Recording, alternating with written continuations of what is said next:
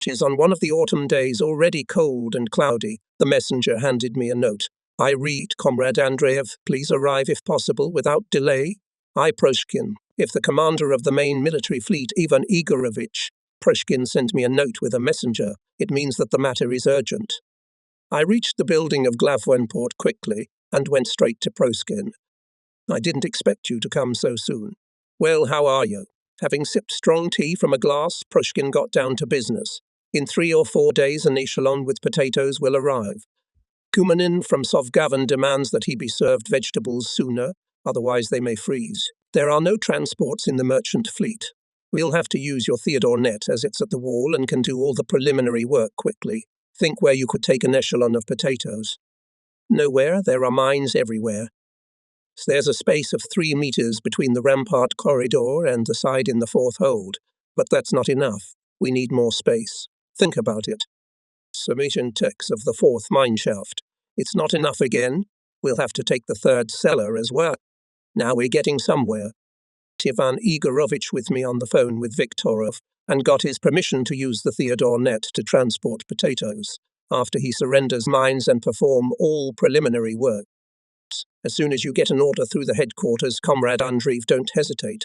I understand, of course, that the guys are not happy to deal with potatoes, and then, to put the ship in order, you'll have to work hard.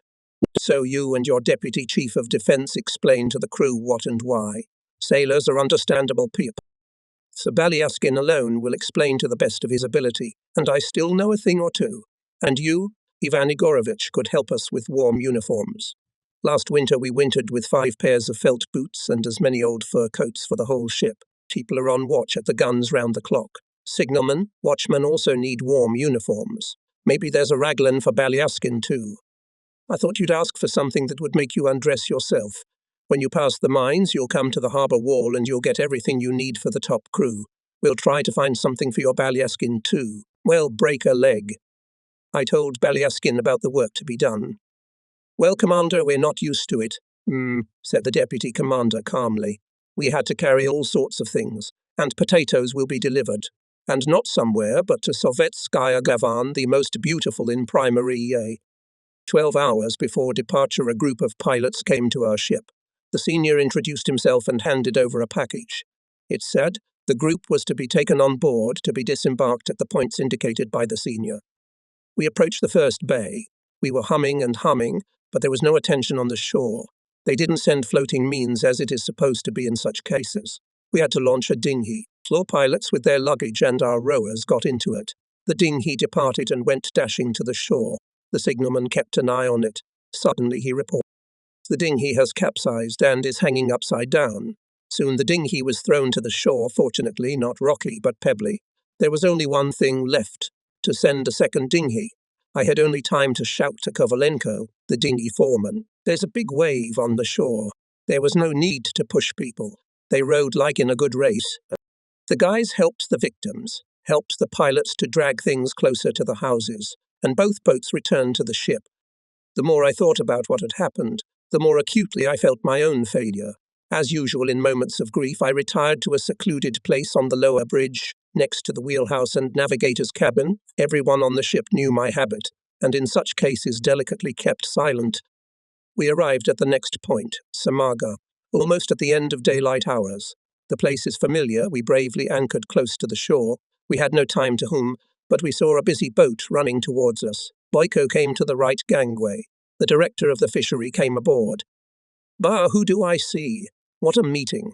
And I was walking and think, what kind of ship? It turns out Theodorishka, the saviour of fishermen's souls. Indeed, during one of the exercises in which our ship traditionally designated the forces of the enemy, far from the shore we found a half-submerged schooner with a broken mast. 5 fishermen from Samaga were on it. During the storm they were carried away into the sea. We found the fishermen, took them aboard, fed them, changed their clothes, let them sleep and brought them to Samaga. What's so special about that? The law of maritime fraternity requires you to help the victim. We'd forgotten about the incident, but the fisherman remembered. Taking the 4 pilots and their belongings with him, the director of the fishery asked, "Does it do me a favour? Don't leave until I come again on the boat, or you'll be forever offended." And what would you think? He returned before dinner, and even with gifts. The fisherman asked me to give the crew a barrel of salted keta, a sack of smoked pink salmon backs, and 8 cases of canned fish. No matter how much I objected, nothing helped. In Sovetskaya Gavan, they had a hard time with potatoes at first. They poured it into sacks and loaded them on any floating means. The pace was, of course, low. But even here, people's ingenuity helped. They decided to bring the kungas close to the stern latsports, make a chute out of 4 planks, and pour potatoes into it with shovels. The matter started, but how quickly.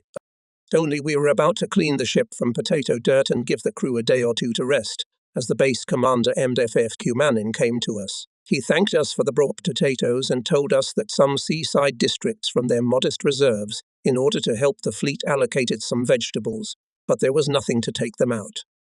One hope, onto your ship, concluded. Kumanin invited Balyaskin, consulted, and decided to let the crew wash, rest a little, and in 7 hours to go to sea. We set out at 3 o'clock. The crew, except for the tank and machine, was not disturbed. The night was good, quiet. Bright stars lit up all over the sky. We went along the coast. At dawn we could see all the charm of capes, bays and coves, cliffs and hills. We breathed some special aroma brought from the coast. Pristine nature, unusually complex combinations of colours, contours of precipitous cliffs and capes made a strong impression. Even now, on the slope of years, I can firmly sigh.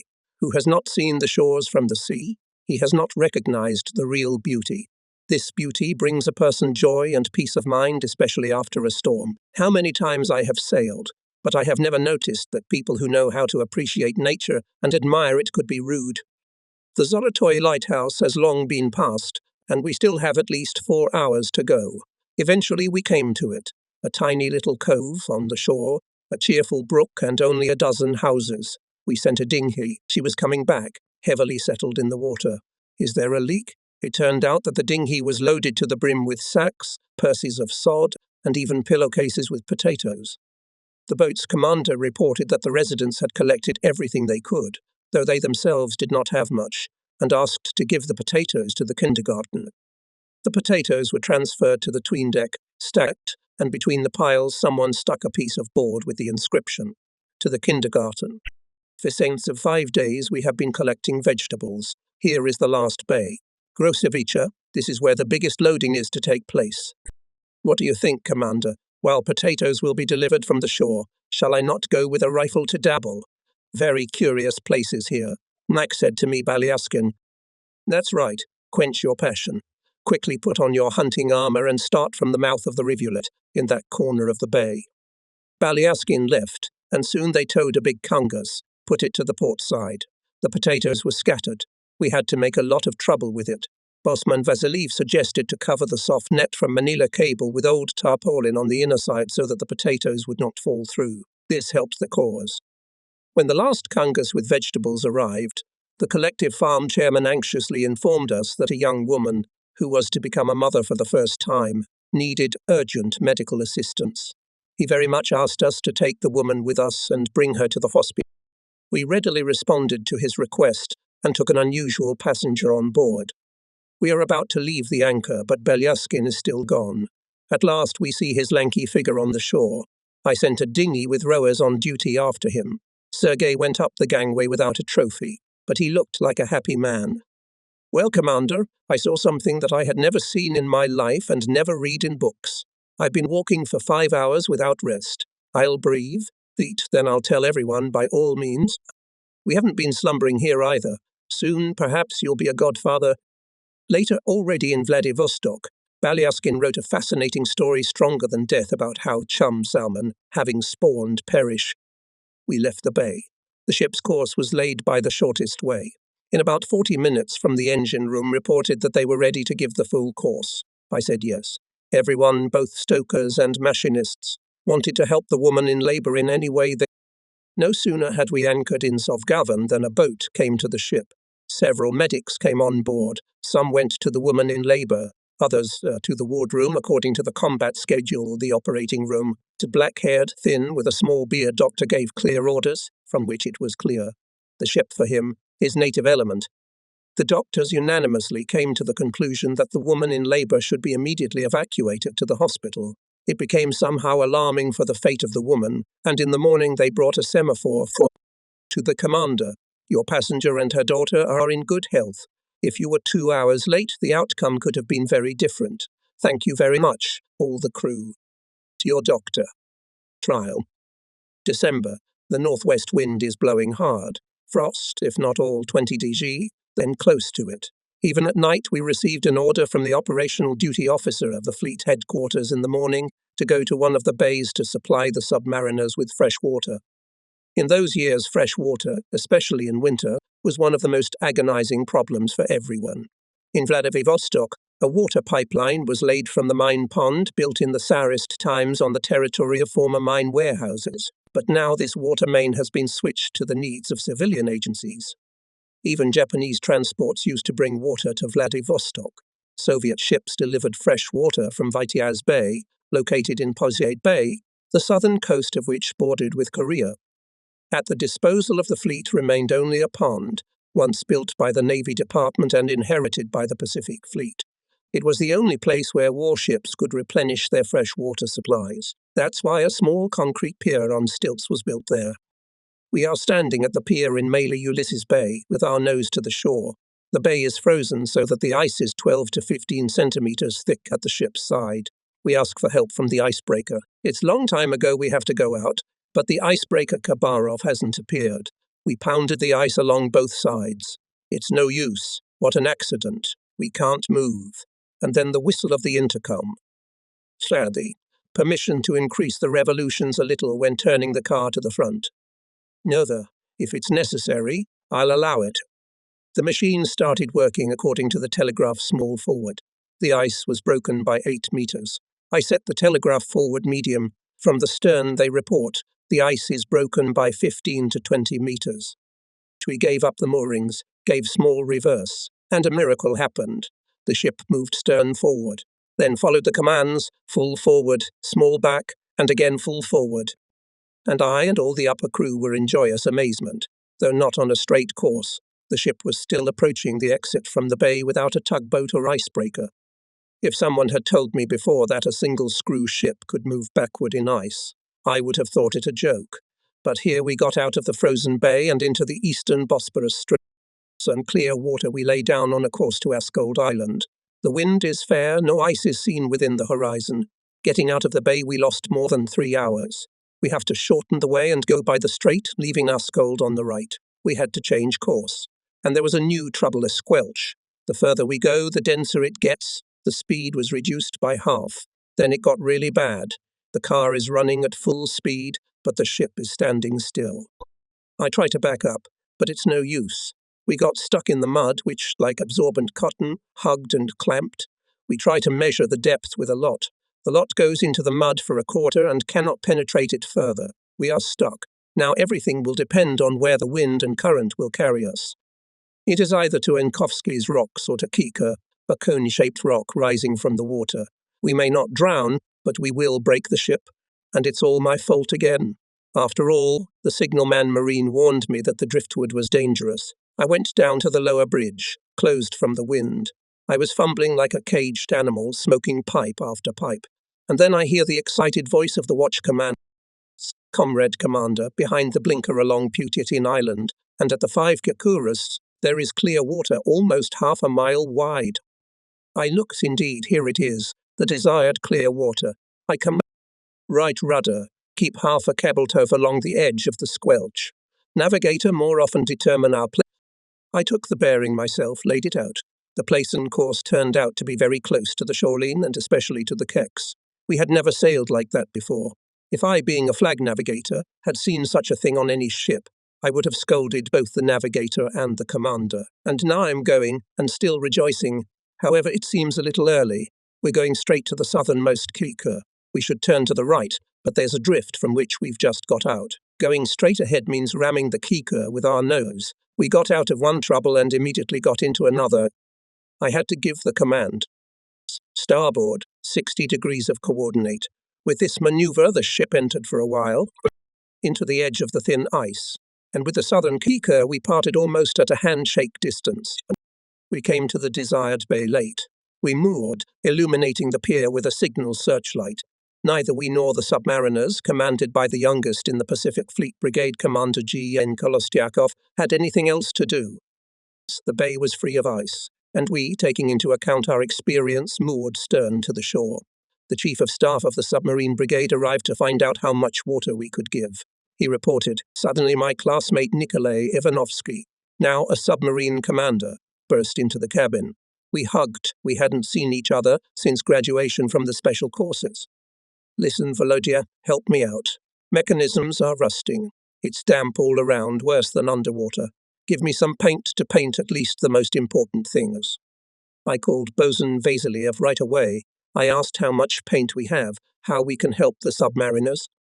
I know how difficult it is for a bosun who loves his ship to part with the most precious thing, on which the whole appearance of the ship depends, to part with the stock of accumulated paint. The bosun loved the ship he served on, so he was careful to the utmost, especially since the old ship required a lot of care. "Vasiliev, have you ever been on a submarine?" "No way." "Listen, Kolya, I turned to Ivanovsky, call your bosun, let him show Vasiliev your boat for real." Nikolai at once realized what was the matter, went on deck and whistled 2 fingers. I didn't expect him to do that. "Listen, what is this new kind of ship communication?" I wondered. "It is obvious that you, like your bosun, know the submarine only by hearsay. When the diesel engines are running, except for whistling and hand gestures, no other communication is good." Our bosuns went to the submarine, and Ivanovsky and I stayed in the cabin, sitting, remembering the years of sea infancy. Vasiliev was the first to appear in the cabin. I realized, Comrade Commander, that in the Navy there is no service more difficult than that of submariners. And don't worry about the paint. Everything was done in a brotherly way. We gave as much as we could. The submarines are happy. By the evening of the second day, we gave the submariners water. During this time, our Red Fleet men and submariners bathed in our bathhouse. Guys talked among themselves, found fellow countrymen, all together watched a movie, exchanged films. The submariners were happy and joyful. At that time, there was nothing on the southern shore of the bay, except for a few hastily made piers and a few buildings. And on the northern shore there were scattered only wooden houses of a small village. A little more than 40 years have passed since that time, and what fabulous changes have taken place in Primorsky Krai. Fogs, damn it! No matter how many times I've sailed, I think fog is the most unpleasant thing for a sailor. You can't see anything during the day, and even worse at night. Everything gets soaked through, things get mouldy. Now, having means of radiolocation, it is easy to enter and leave Zolotoy Rog Bay, Strelok Bay, and any other place. And in those years we had to suffer a lot, though there was not a single navigational accident or collision during the whole period of our connection existence, but sailing in the fog exhausted people. It was the middle of summer. The fog was denser than you can think of. Under the leadership of Viktorov, another fleet exercise was underway. As always, all 5 minesweepers portray the enemy. Viktorov holds his flag on the Tums. He is followed by Erevan, Astrakhan, Theodore Net and Voroshilovsk. Each of them has only 4 or 5 revolutions of the propeller per minute, and at the same time they have to keep the specified distance. If you fall behind, it will take you hours to catch up. During the exercise, we should be found by aviation. We will be attacked by submarines deployed at sea, torpedo boats, and finally, we will be hit by coastal defense artillery. Torpedo boats G5 with dural hulls, which at that time had the highest speed of all types of surface ships, has a very difficult time. They have no surveillance equipment. As soon as you turn up the engine speed, you can't hear anything at all. To find the enemy, you have to scour the sea, going come. The teeth, the boats themselves.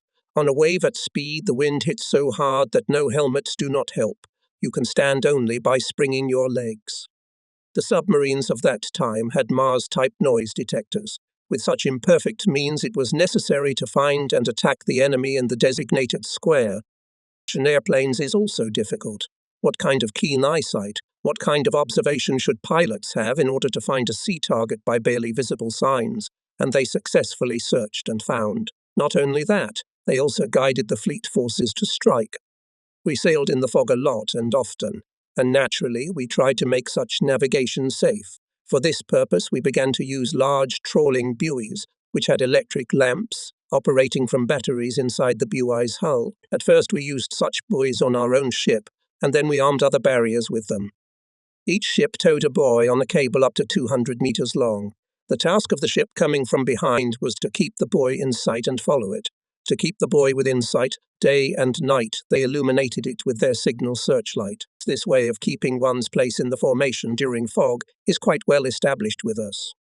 Today, during the exercise, we are going to the farthest appointed point from where we will move already enemy. We have passed Skriplev Lighthouse, put our fog buoys and go in the line of the keel giving, according to international rules, at certain intervals of time, horns to avoid collision.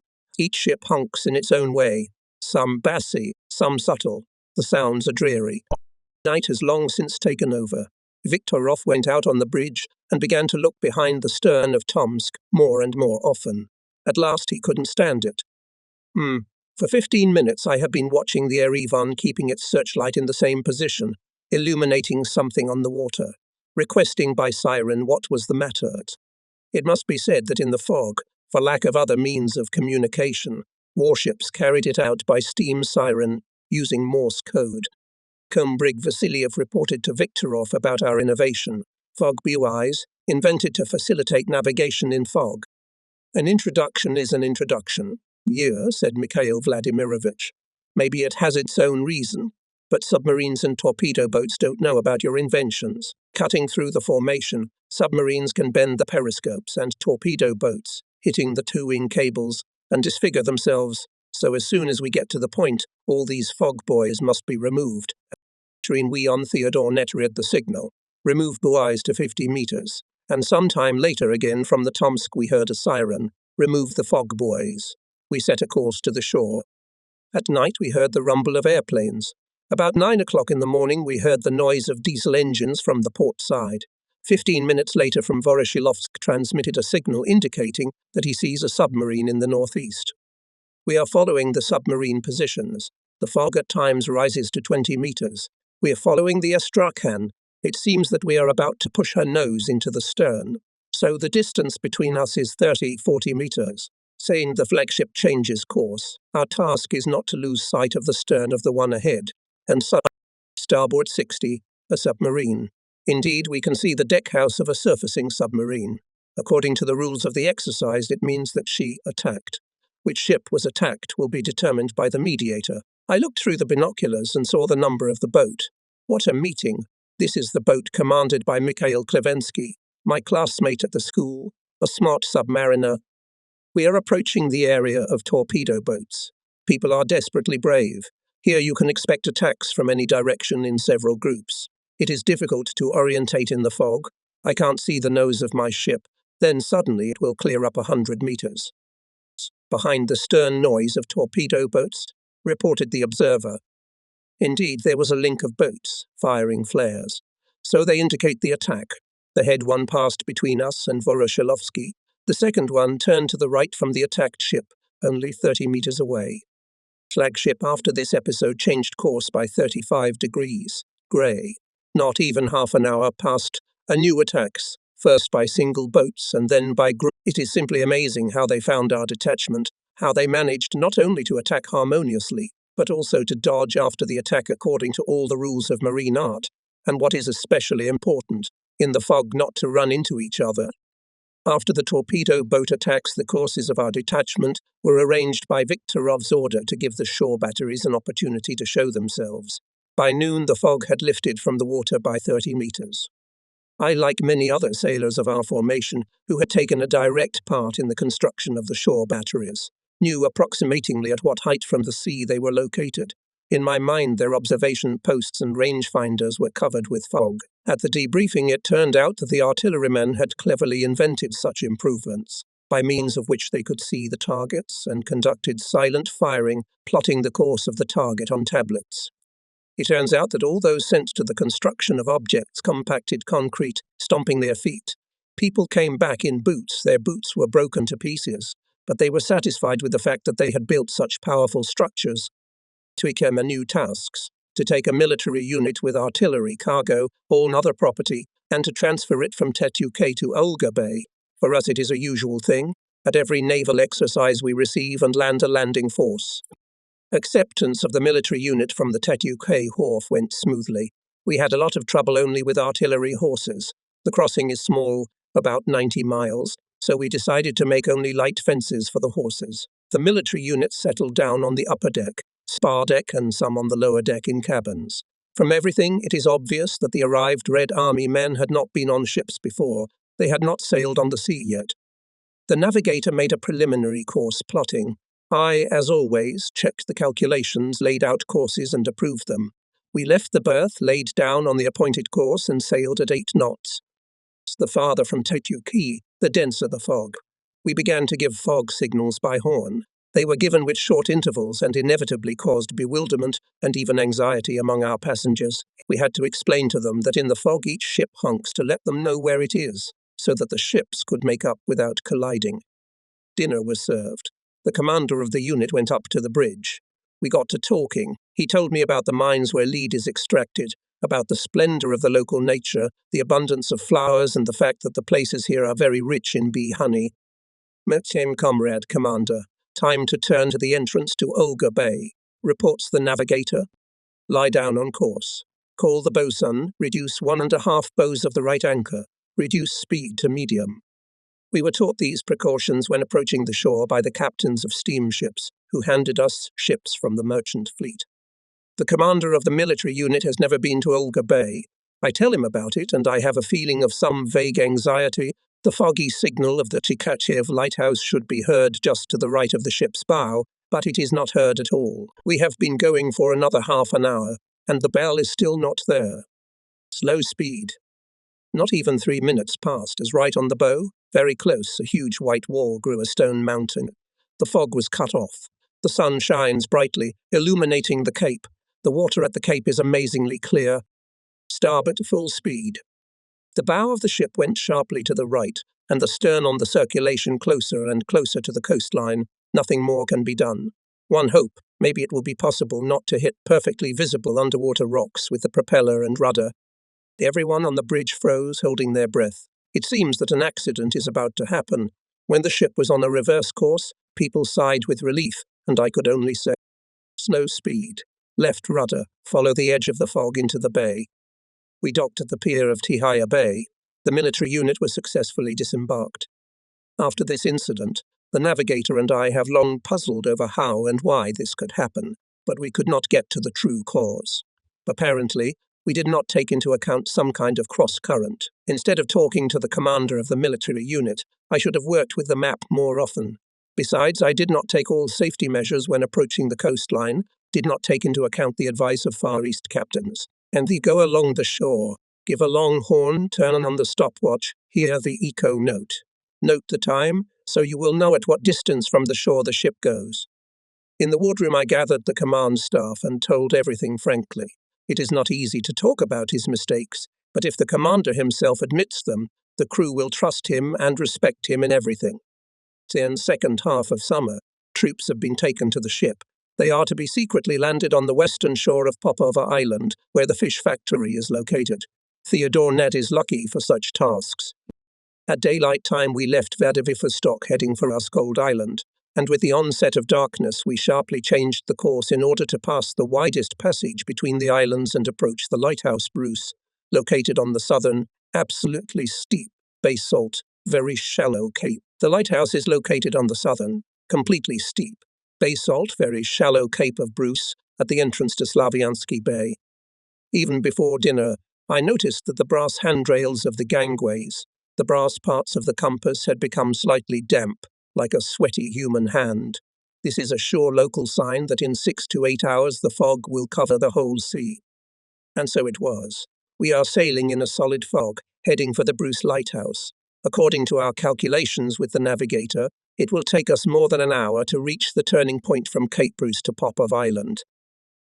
There is a sound of a bell right on the course, reports the lookout, who is observing on the tank at the foretop. The navigator and I time the intervals between the bell signals with stopwatches. It's just like Bruce Lighthouse. Slow speed. Measure the depth with Thompson's lot. Alas, it is difficult to judge the place of the ship by the lot, as the depths are approximately the same in the passage between the islands which we now go and at Cape Bruce. The sound of the fog bell is becoming clearer and clearer. Machine to stop. Everyone on the bridge is listening intently. The fog bell still rings the same. As we continue on our present course, we will inevitably ram Cape Bruce. If our calculated place is wrong, and we hear the bell, then we must turn right and follow to Popoff Island. But the danger of jumping out on any of the islands of the ridge increases. What to do? If the situation is unclear and an accident is possible, anchor. That's what we did. In the fog, according to the rules, we beat signals with the ship's market. The same signals are echoed in the same direction. No one leaves the bridge. The main car is warmed up. Dawn's coming. The lookout reports. A sailing schooner right on the bow, distance 1 cable. I look through binoculars. Indeed, it is a sailing schooner of Soviet fishermen, Koreans, and it is the one where someone hits the boiler exactly as if the bell on Cape Bruce is ringing. You can't make this up on purpose. Let's get off the anchor and go full throttle. The captain, do, go, go, shouting from the schooner. We passed almost close to the schooner, and only then we saw the floats of the fishing net. I stopped the car. Look behind the stern. The nets have came, the report. The nets have passed, the propeller and rudder are clean. The fog lifted a little more, and we saw several dozens of fishing schooners, with nets for catching sea bass, scattered across the whole width of the inter-island area. We rotate as much as we can between fishing nets not to damage them, and not to deprive fishermen of their tools of labour. So it turned out that the paratroopers were landed in daylight instead of night. After this incident, the proper order was established in the bay. Areas for fish production were defined, notification was established. The fall came. The fogs that had been tormenting seafarers for months had disappeared. Autumn time is the most favourable time to study the coasts of Primary. Such a trip is planned by the command, and all minesails, including our Theodore net, are preparing for it. Replenish coal, food and everything that may be needed. I and my command staff have already spent more than one session on maps and with logs, studying the areas of the upcoming campaign. Although officially we did not inform the crew where and why we were going, but this time the tank messenger worked perfectly.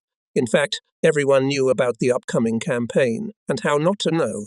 If in addition took a few dozen bags of rye breadcrumbs, mechanics received some parts at the technical warehouse, and the ship's sick bay replenished the stock of medicines. Balyaskin at the movie base got new motion pictures in the local history museum, the most interesting materials. In short, everyone and everything was preparing for a big joint campaign.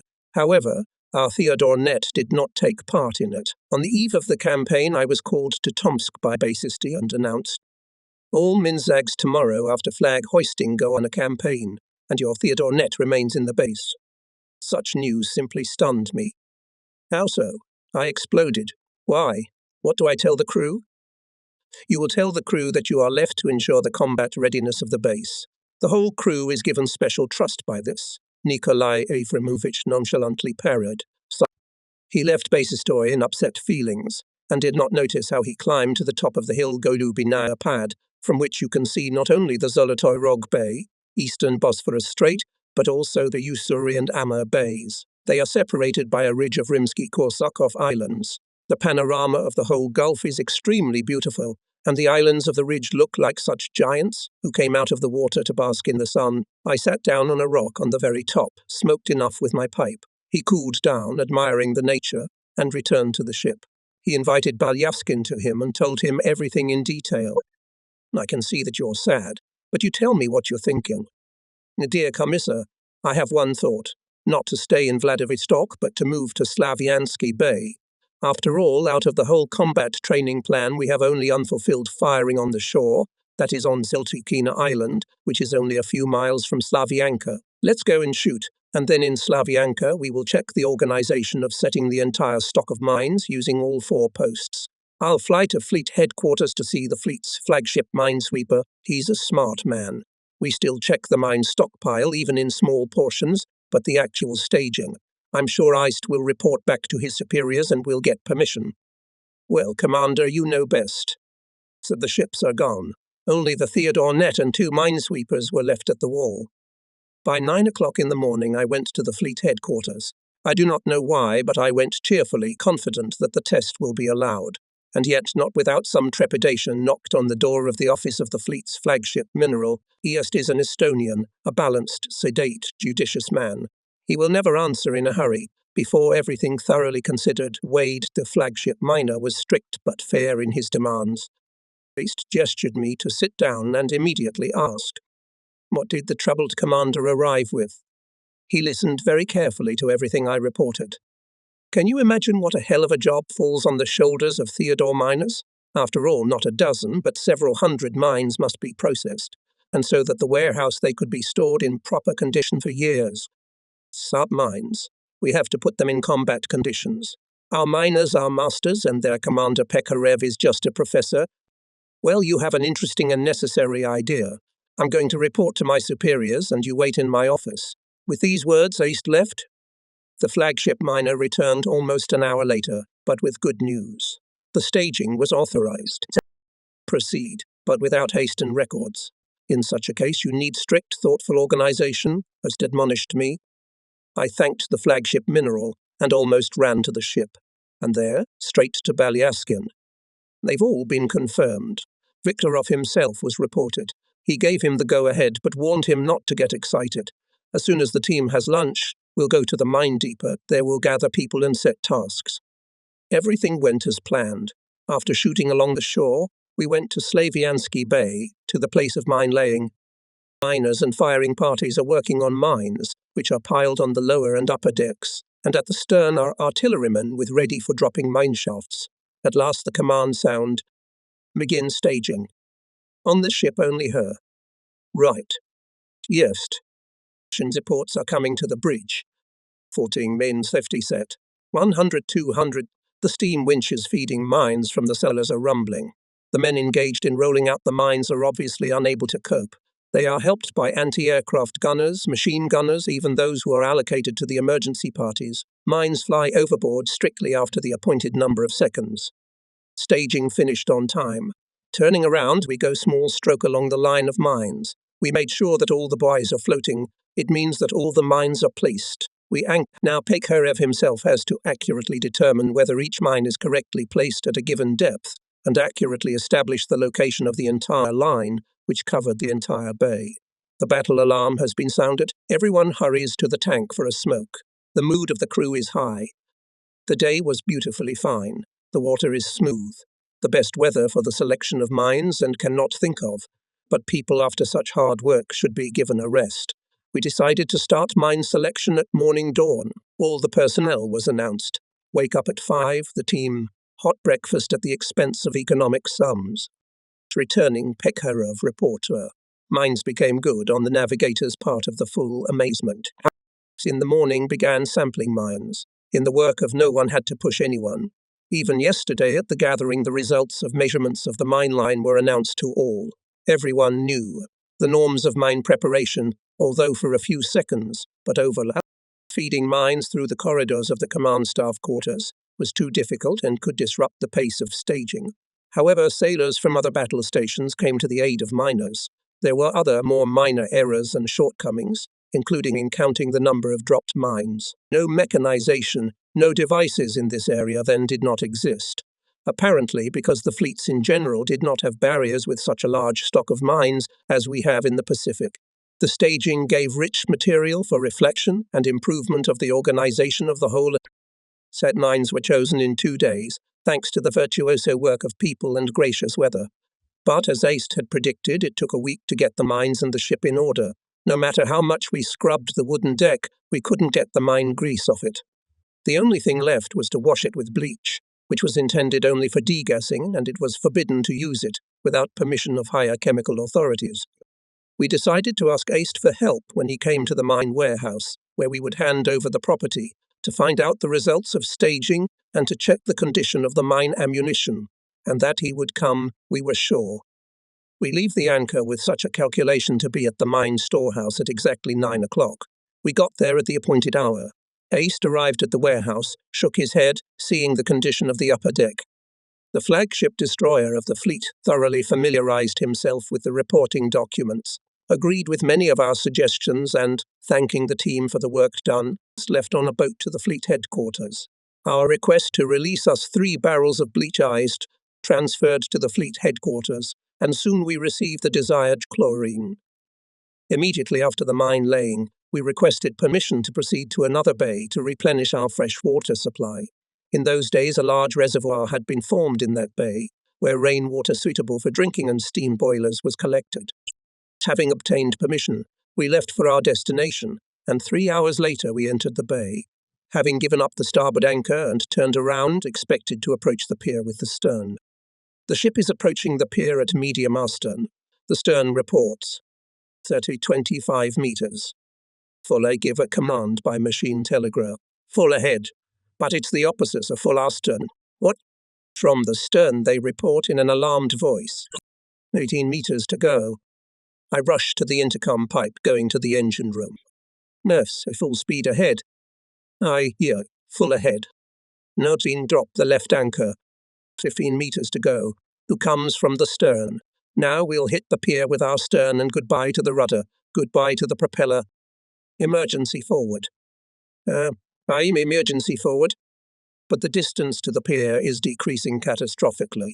It seems that nothing can be changed. With a sinking heart, I look at the shoreline and cannot believe my eyes.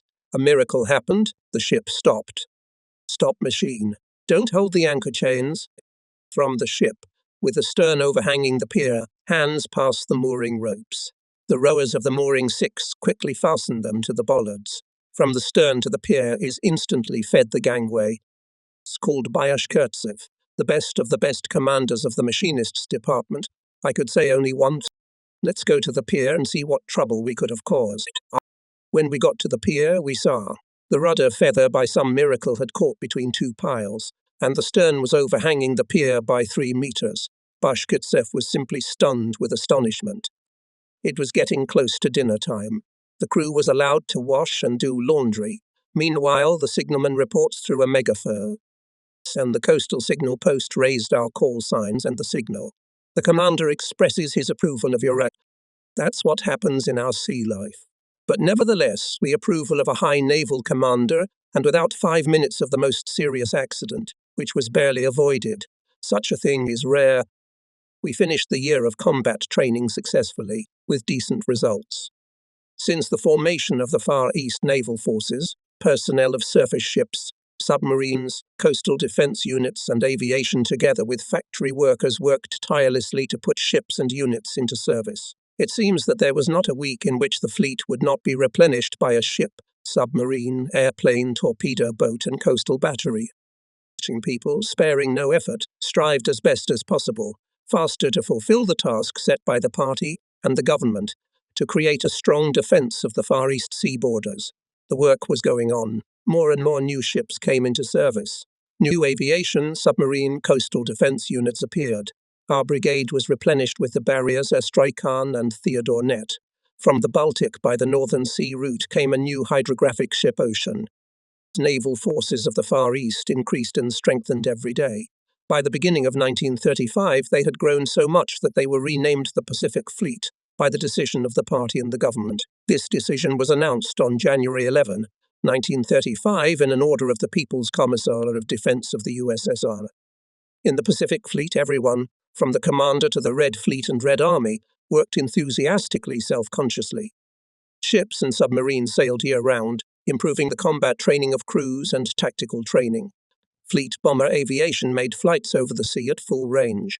To ensure such flights involved ships of our brigade. For example, Theodore Net in autumn-winter stormy conditions for almost 3 weeks maneuvered in the northern part of the Sea of Japan. And in the Sea of Okhotsk, the flights were provided by minesweepers and submarines. Submariners of the Pacific Fleet significantly exceeded the norms of navigation for full autonomy. The selfless labor of the personnel brought its fruits. In 1935, the Pacific Fleet took the first place among other fleets in combat and political training. November 30 in Moscow, with a fleet report to the Central Committee of the Communist Party, and the Soviet government left a special delegation of the best representatives of units and ships. The delegation was headed by the fleet commander, flag officer of the fleet first rank, V. Viktorov, chief of staff of the 2nd Naval Brigade I, V. Kellner and commissar of one of the units P. Simakov. The delegation was received by the leaders of the party and government in the Kremlin. All delegates of sailors of the Pacific Fleet, as well as some commanders of formations, ships and political workers who arrived in the Far East with the first echelon, The decision of the Central Executive Committee of the USSR on December 23, 1935 were awarded high government awards for outstanding services in the organization of submarine and surface naval forces of the Workers' and Peasants' Red Army and for successes in combat and political training of the Red Fleet. On February 7, 1936, Mikhail Ivanovich Kalinin presented the awarded orders. Addressing them, he emphasized the ever-increasing importance of naval forces in the defense of the Soviet state. Meanwhile, the military and political situation of the time required strengthening the combat readiness of the army and navy. Japan, having occupied Manchuria, was preparing for war, built fortified areas along our borders, significantly increased the number of troops based in Manchuria and directly near our borders. The year 1936 in the Pacific Fleet was particularly remarkable. Encouraged by the high praise of the party and the government, the Pacific Fleet responded with new glorious deeds and endeavors. 1936 in the Pacific Fleet appeared the first destroyers, new fast minesweepers, submarines with more powerful armament and advanced mechanisms. In the Northern Sea route from the Baltic to the Pacific Fleet arrived destroyers Stalin, Commander Lieutenant Captain Vienobukov and Voykov, Commander Captain 3rd Rank MG Susorwurakovi. Famous polar explorers Professor O.U. Schmidt and his assistants Captains P.G. Milovzorov and N.M. Nikolaev led the ships in the ice. The whole fleet, the whole Vladivostok met the arriving destroyers. On all warships were raised flag signals, congratulating on the brilliant completion of the transition. Crews lined up on the decks of the ships, brass bands played, tools of the merchant fleet, standing in the harbour, raised welcome signals and welcomed the arriving destroyers honked. In the city and in the fleet revitalization, as if on a holiday. And so it really was, a general holiday. Back in 1935, the newest at that time patrol ships were delivered to Vladivostok and assembled at the factory by transports, timber carriers of the Navy from the Western Sea Theatre, in dismantled section by section. They were united into a division, the commander of which was appointed Captain 2nd Rank Tikhon Andreyevich Novikov, and soon he became the commander of the 7th Naval Brigade, created from patrol ships and destroyers. Under the command of P.P. Mikhailov, a division of basic minesweepers of the latest construction arrived by the Southern Sea route in the summer of 1936 from the west. These ships, with displacement of only about 600 tons, each made an unprecedented passage through 2 oceans and several seas, passing more than 10,000 miles, and their crews, manned by personnel of the Pacific Fleet, showed their high training. With the arrival of new minesweepers armed with modern at that time trawls, the brigade was intensively engaged in working out all the issues of organization and practice of minesweeping operations. Kombrig Vasiliev was a great expert in this field. At one time, under his leadership in the Black Sea Fleet after the end of the fight against the interventionists, were carried out all trawling work. Mine barriers were now not distracted by economic works. They lay on the transport Yana, which was commanded by the former commander of the Red Wimpel Barbarin, and our brigade was finally able to concentrate all efforts on practicing their direct tasks, on setting mine barriers and on trawling. All existing standards for the use of mine and minesweeping weapons, accuracy of navigation on the count we managed to significantly over the summer campaign in the brigade, as well as in the whole fleet, was held with a great rise. In 1936, in all the compounds and units of the Pacific Fleet, widely unfolded competition in honor of the ex-Congress of the Komsomol, and now the best of the best Pacific sailors were given the right to report to the Congress. Our fleet delegation was headed by the youngest commander of the submarine brigade, Captain 2 Rank Gigurien, Kolostiakov, and military commander of one of the fleet units, N.D. Mozgovoy. Delegates of the Congress warmly welcomed the envoys of the Pacific Fleet. Together with the participants of the Congress, the whole country rejoiced at the successes in the construction of the fleet in the Far East. In 1936, in Primari, to check the combat readiness of troops, held a large joint exercise of the Pacific Fleet and the Special Red Banner Far East Army, as if summarizing everything done since 1932. The entire fleet was preparing for this important exercise, which was to be attended by Deputy People's Commissar of Defense Army Commissar 1 Rank J.B. Gamarnik and Commander of the Troops of the Occupy Marshal of the Soviet Union V. Klusher. Where, what, when, a military secret. We are not supposed to know it. One thing is clear, in all probability, minesails will again have to represent the enemy's warships. The thing is that before 1936, there were no large surface ships in the Pacific Fleet, except for the ships of our trawling and barrage brigade.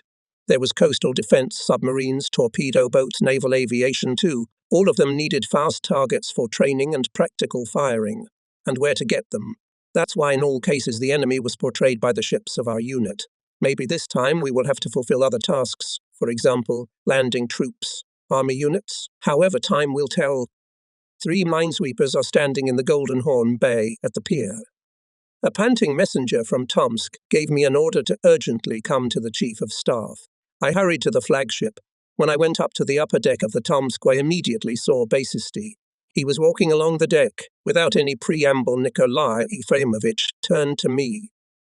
Your ship Theodore Net on the exercise should take 500 people, tanks and land. The landing force were ordered. To accommodate such a number of men and army kitchens, some of the mines must be put into storage. Right, that's what you'll do this afternoon. After the mines are handed over, you'll come back and board the ship. We don't have any equipment on the ship for loading and unloading tanks. I know. An army vehicle will be at the dock by morning.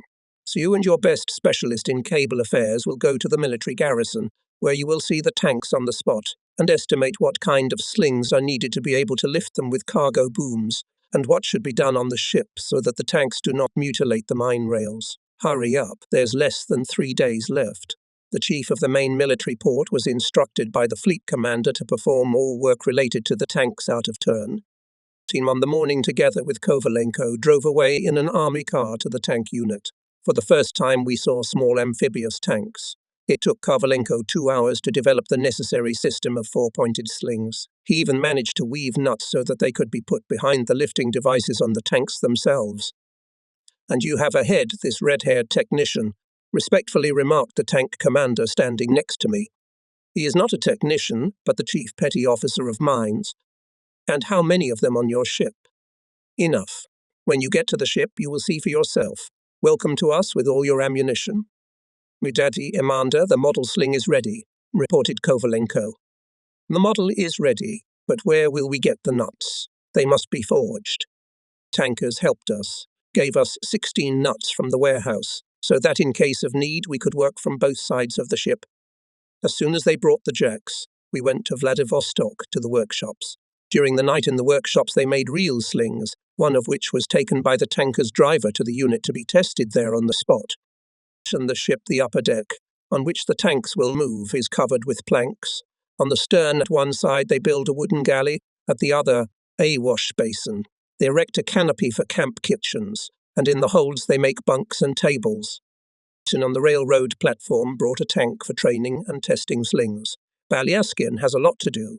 It is necessary to meet the army men in a Flotsky way, to organize for them a screening of a motion picture, to write slogans, to issue a war newspaper. I don't know how others, but I like such hot and controversial work. Finally, we were sent a lot of documents, developed by various headquarters. We studied them with the command staff. We held classes.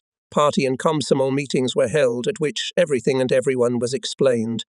As soon as our Theodore Net received the army unit and tanks, Brigade Witters immediately dubbed it tank carrier. Soon we were out to sea and set a course south of Askold Island. While we were on our way to the designated point, the army men were settling the ship.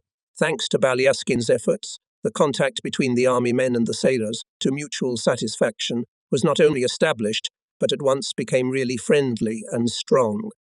But now, having turned into an enemy, our ship was on a course leading to the designated landing place. The wind and wave increased. On the left 30 degrees plane at low altitude, reports the observer. Air raid. The Navy aviation representative is pleased. At last we've got it. Your course commander determined now all the data will be transmitted to the submarines.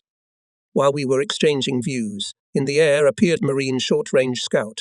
It's rapidly approaching us. Artillerymen are firing at the plane, and he, almost touching the masts, passing over the ship, dropped a parachute with a small pencil case on the deck. What a pilot! Now report to the aviation commander how this pilot is daredevil. The commander of the ICBM detachment, Pachikovsky, will not be well, angrily remarks a representative of the fleet aviation staff. Meanwhile, from the stern dropped airplane pennant. I opened the pencil case and read the note. Boss's report on the weather in the area of the landing of the tank landing. On the left 30 degrees trace torpedo. Loudly reports the observer, so ditches for evasion gives the right commands. And the torpedo passes in 2 or 3 meters from the starboard side. We got carried away with the airplane and missed the submarine. I can't stand it, I say in my heart in a loud voice. Bexo, keep an eye on the torpedo so as not to lose sight of it. At that time, the submarine that attacked us surfaced and followed the trail of its torpedo. We approached the torpedo and lifted it aboard with an arrow. The commander of the submarine thanked for his help, and the boat disappeared into the abyss of the sea. Since I myself am a navigator, our navigator Gruzdev was transferred to another ship, and that year we had a ship's cadet Volodya Shandobolov who was being trained as a navigator. My young namesake was liked by both helmsman and me as a commander, especially after he showed extraordinary navigational abilities and diligence, and his knowledge on many issues was noticeably broader and deeper than that of his classmates.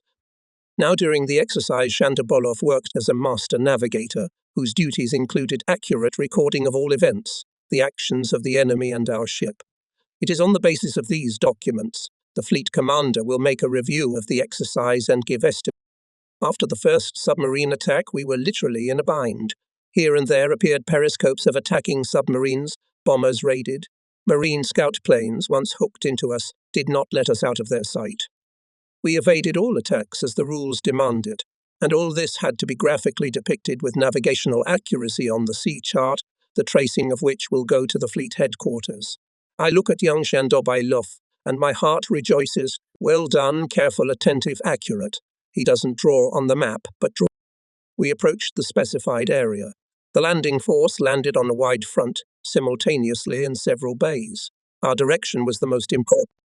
At you, comrade commander. Airplanes on the right and left put smoke screens, reports the observer. A light breeze is driving the smoke right at us. I realize that torpedo boats are about to jump out from behind the smoke screen, and so they did. 2 torpedo boats on the left 30 degrees, a distance of 20 cable meters, section 4 torpedo boats on the right 40 degrees, distance 17 cable meters mate. The torpedoes are putting up smoke screens. And all this smoke is creeping and creeping on us. We're sailing like in a real fog. A torpedo on the right 40, coming at us, distance 3 cable meters. Both this and the second torpedo, fired by the boats commanded by my classmate Nikolai Ovchinnikov, passed under the ship. 2 hits with a torpedo in the ship is a fatal blow. While we were breaking through the conditional minefield, the coastal batteries were firing at us with devastating fire, indicated by the flashes of searchlights. The smoke screen, having done its job, melted into the sea, and then we saw such a thing. 3 large groups of airplanes were coming at us, on the left, on the right, and right on the course. We had never seen such an air force before, and frankly speaking, we even watched this impressive picture with delight, barely having time to write down data on bombing strikes, indicated by white flares from the flying planes. Soon our ship arrived at the appointed bay and anchored closer to the shoreline and the fish factory. Here began the most important thing for the pass, the landing of the tank landing. The first tank is already standing under the cargo boom, and the rest are trying out the engines. The steam winch started working, and the first tank hung over the water. Weed little by little, careful not to drown. The rotor, the tank, was taken from the dinghy. The Red Fleet supported it, disconnected the lifting slings. Finally, all 4 ends are given. The tank, adding speed, swam to the shore. The sight is steel water bug, rumbling bassily, running on the water, leaving behind the stern of a decent turbulence. Gradually, all those who were connected with the launching of the tanks got used to it and began to work more confidently. Every 30 seconds from the side of the ship sailed amphibian. The most difficult thing during such unloading was to unhook all 4 ends of the lifting slings underwater at once. So far it was successful. Here is the last amphibian on the water. From the dinghy her slings are being unhooked. Vira, shout cheerfully, Red Fleet men. Then loading is successfully finished. The winch worked, and suddenly the tank dived into the water. The crew hurriedly jumped out of it. A few more seconds pass, and we see how the amphibian, lifted out of the water by the cargo boom, hanging on one of the 4 ends. hastily not given. The tankers are picked out of the water by a dinghy, and the tank is hoisted to the upper deck. There was silence on the ship. I don't know who called, but Uglitsky ran up to the amphibian. "Ooh, the mechanic. Unscrew the magneto and give it to me." Having taken possession of the magneto, the ship's machinists ran away with it to the engine room. Uglitsky ordered the tank mechanic to thoroughly wipe all the electrical wiring inside the machine, especially the contacts, and ran to his room. The Red Fleet men changed the tankers into their Navy dry working clothes and took the wet one to the boiler room. In half an hour it would dry, and the boys could change into their usual uniforms. How everything started well, and on top of that, drowned the tank, put it out of action, let down my comrades in arms. I'm sitting on the main compass pedestal, smoking pipe after pipe, and I feel bad. I feel so bad. Balyaskin came up to the bridge. "Are you worried, Commander?" "No, I want to dance from such a shame." "Don't get excited. Of course it's bad that they bathed the tankers, but I've been to the machinists. They promised to put the magneto into operation in an hour." "You're comforting me, Commissar, but I'm scolding myself. Why did I get carried away with speed? The commander is obliged not only to see, but also to foresee." At that time a whistle was heard from the intercom in the engine room. Uglitsky reports, "The trouble was less than we expected. In 10 minutes the magneto will be in place and we will make the tank not only walk, but also fly. Comrade Commander, don't be sad. We'll do everything, and we'll bring the amphibian to the shore by water." The tank was put into service. First he made a few circles on the deck around the middle superstructure. The mechanic of the machine showed his thumb.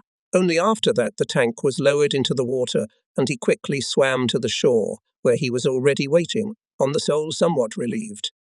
Only we were about to have lunch, as the cipher operator came running and loudly announced, "The airplane is in distress, needs help. Watch commander, formation and bosun to the tank, to the car to tell. Let's go to save the airplane, keep the maximum possible speed of the machine." Half an hour later we see an airplane, a maritime short-range scout and a minesweeper maneuvering near it. Bah! Krenov is the commander on it. He's self-confident, impertinent, but a good sailor. Through binoculars I see that one wing of the airplane is dented. Apparently, Krenov approached it dashingly and did not calculate. We approached carefully, through the ends. On them pulled the plane to the board. The damaged wing was sinking more and more into the water. While pulling the plane to the board, the roll reached 15 degrees. And on the center plane of the plane in a flight raglan and leather helmet stood not anyone, but Sergei Tikhonov, a same squadron commander whom we, together with his pilots, delivered to Rangel Bay. Sergei made an emergency landing in clear weather and calm sea. The engine malfunctioned. We could only lift the airplane with a cargo boom. We prepared hemp slings, but we had no idea how and where to fix them on the airplane. The pilots were hoisted aboard. The airplane tilted even more, already by 25 degrees. Sling Kovalenko started. The most experienced winch, Bashkirtsev, almost by centimeter chose the lifting end, attached to the hemp sling. The danger of breaking the airplane was great, but everyone hoped that it would be all right. But suddenly a terrible crack was heard, and before everyone's eyes the airplane turned into a pile of plywood. What a shame. A few days later, Balyaskin and I went to the debriefing of the exercise as a public execution. First the embarrassment with the tank, then the ICBM broke. I was expecting serious punishment, up to and including dismissal from the post. At the review of the first time held on such a large-scale exercise, which was the result and test of all the work to strengthen the defense of Primorye, spoke Commander of the Special Red Banner Far Eastern Army V.K. Blucher and Commander of the Pacific Fleet M.V. Viktorov. Mikhail Vladimirovich knew how to make a showdown. I was convinced of that when I was his flag secretary. Viktorov emphasized that it was the first time that the fleet had landed a tank landing force from a warship, and everything would have been fine if... Mikhail Vladimirovich, one of the army chiefs present, threw a retort. No if only, but just good. The ship's machinists managed to put the amphibian into service in just 2 hours. Right, we shouldn't scold them. You have golden boys in your navy. And the tank that fell into the sea front in the unit is not called Neptune other than Neptune. Balyaskin is whispering to me. I guess it was a fluke. Giving a good assessment of both boaters and aviation, Viktorov, after some pause, suddenly Andreev, commander of the Theodore Net here? Yes, he is. I stood up and in my head I thought, well, now I'm dead. Do you know the ICBM device? Have you ever been in the cockpit of an airplane? After I broke Tikhonov's airplane, I now know how it works. I've never been in an airplane before. Did you hear that? Viktorov turned to the Chief of Staff of the fleet, Solonikov. I never had to be. I did not know the device of the airplane. It's our fault. If the Navy rules on the boat is responsible for everything senior, then in the fleet as a whole, and even I'm standing here like a hulk in front of everybody. I think I really got away with it. But shame meets my eyes. Mikhail Vladimirovich. I hear the voice of the head of the political department of the fleet, Army Commissar Second Rank GCS, Okunev, a respected man in the fleet. They have a public design bureau on the Theodore for the invention of rescue means. What can you report on this matter, Comrade Andreev? The airplanes don't have any devices for towing them. The ones we have are worthless. What do you mean they're worthless? The boats tow airplanes. The boats use a thin line to tow them to the slipway only 20 to 50 meters. And what kind of gizmo do we use to wind the cable, even the lightest manila rope? There is no such device on the airplane. There are a lot of talks on the ship. People are bitter about what happened, and one of them just came up with an idea. So what did he come up with? Not just him, but all of us. To make a soft patch out of manila cable and tarpaulin to bring it under the airplane to cover the airplane body with it, like a wicker bag, and to fasten the towing end by the patch. We tested it on our Dinghai 6. It works. Well, that's not bad. What are you thinking about now? Whether I'll remain the commander of the ship after today's debriefing. During the break, some of the participants of the debriefing hugged each other in joy, having seen each other a year after the last meeting. Some of them casually, cautiously, some of them bolder in full voice, exchanged their impressions about Viktorov's analysis, strict but accurate, instructive in many respects. Everyone in our fleet respected Mikhail Vladimirovich very much. It seemed that there was not a single remotest corner where he would not visit, would not see how people live, how they serve. Viktorov did much, very much for the development of the fleet forces to strengthen its combat power. He introduced a permanent combat duty on each ship, at least one gun. Surface ships and submarines began to sail all year round. Ice or no ice, they had to act. It was under Viktorov that such concepts as the degree of combat readiness of a ship, operational readiness of a unit, fleet were born. After a break, GS Okunev made a report on the results of party political work. Completely unexpectedly for me, speaking about the friendship of the Army and Navy, he cited us as an example. He mentioned in a kind word the machinists, especially Uglitsky, praised the work done under the leadership of Balyaskin. According to the results of combat and political training, Theodore Netty was not in the tail. On vacation to Kamchatka. In the fall of 1936, after a joint exercise of the Pacific Fleet and the Special Red Banner Far East Army, Nikolai Efremovich Basistoy was seconded to study at the General Staff Academy, and I was soon appointed Chief of Staff of the Barrage and Trawling Brigade. I had to get used to new duties. Everything was familiar to me at the brigade. At that time, the dry cargo ship Argun was being re-equipped at the plant as a flagship minesweeper. The flagship ship received quite powerful artillery, including anti-aircraft artillery, the latest means of communication, and most importantly, the latest for that time electronautical devices, gyrocompass, cursor graph, automatic plotter, and even echo sounder. The full complement of the minesweepers often went to sea. They practiced joint mine laying, especially in fog conditions and at night. And control of ships in joint navigation and maneuvering in low visibility conditions was facilitated by ultra-short-wave radios operating at the range of the visible horizon. Good training of ship commanders and crews allowed to keep the formation extremely tight, intervals between ships no more than 50 meters. Such sailing conditions gradually, as a result of repeated training, became habitual, and navigators more and more improved sailing by calculation. All this was facilitated by discussions with the flagship specialists and ship commanders of the results of each camp. In short, things were going well at the brigade, and I began to think about a vacation, especially since I had not rested for a long time. So, almost a year after the new appointment, I had a chance to visit Kamchatka, which I had long dreamed of. The brigade commander allowed me to spend my vacation there. In addition, I was officially included in the commission, which was headed by General Storoshenko, assistant commander of the fleet on the land part. I was entrusted with the purely maritime side of the measure to determine where it is better to equip places for basing ship. This order I received from the new Chief of Staff of the Fleet, A. V. Popov, E. V. Popov, who succeeded O. Solonikov, a man of great maritime culture, who served in such a way that one can rightfully say about him, a knight of duty. And soon after a large joint exercise with the Army fleet, Mikhail Vladimirovich Viktorov, under whose leadership grew the Pacific Fleet, was appointed to the post of chief and member of the Military Council of the Naval Forces of the Red Army and left for Moscow. He was replaced in the fleet by Flag Officer First Rank G.P. Kiriev, who had previously been Viktorov's deputy, at the same time in the post of Chief of Staff of the Fleet, and entered the post of Chief of Staff of the Fleet and arrived from the Baltic Captain First Rank of Popov. Alexander Vasilievich Popov was a sailor of the Revolution. He was sent to the Naval Academy for a special course together with K.E.Y. Dushanov, V.M. Orlov, A.P. Alexandrov, later prominent naval commanders. I knew all of them from the Baltic, when they had their pre-graduation training there. As Chief of Staff of the Barrage and Trawling Brigade, I often had to meet with Popov, and I got respect for him for his irrepressible thirst for knowledge of the peculiarities of the sea theatre and soulfulness. Saying goodbye to me, the Chief of Staff said, "Not a word about the commission to anyone. I'll explain everything to the brigade commander myself. Consider that you are going on vacation to Kamchatka." 2 days later, the transport of the auxiliary fleet, on which we were to make this exciting journey, went to sea. A fresh northwest wind was blowing. The ship, sighing heavily, dived down and then rose to the crest of the wave. In one cabin with me, to my surprise, was the commander of the submarine brigade Maktiv, whom I knew from the school.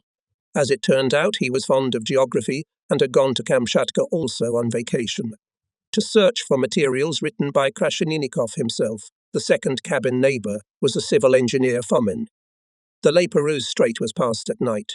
With the tacit consent of the transport commander Davidov and the navigator, I spent hours on the bridge or in the navigator's cabin. When the ship passed the strait, we immediately felt the harsh nature of the Sea of Okhotsk. The wind became harsher. The wave was gaining strength, and after a day it stormed seriously. The speed decreased by 1 knot. The table and chairs were tied up in the cabin, and things were put on the bunks. For 2 days we sailed the Sea of Okhotsk, and there was not a single opportunity to determine the place of the ship by the sun or stars. At that time our ships went from the Sea of Okhotsk to the ocean, or back by the first Kirill Strait, where Kamchatka ends with Cape Lopatka. The other side of the strait was already Japanese. General Storoshenko told us that he would not hold any meetings, as everyone knows well his amount of work and the terms of its fulfillment. However, when the weather calmed down a little, he still called me to his cabin to talk about something. I showed him on the map the places I was going to see. "Your plan, my dear fellow, is as if you had 10 men at your disposal. Instead of 10, you'll have only 1 representative of the technical department. Take into account, my dear, everything that Popov told you must be done in full and in time while the ship is delivering and receiving cargo." All night I stayed in the navigator's cabin, waiting for the arrayed volcano to appear. The morning dawn had not yet dawned, as its big sugar head became clearly visible right on course. About an hour passed, and it became a pyramid with a white top. It was no longer a wonderland, but an island, and such an island could only be the volcano arrayed.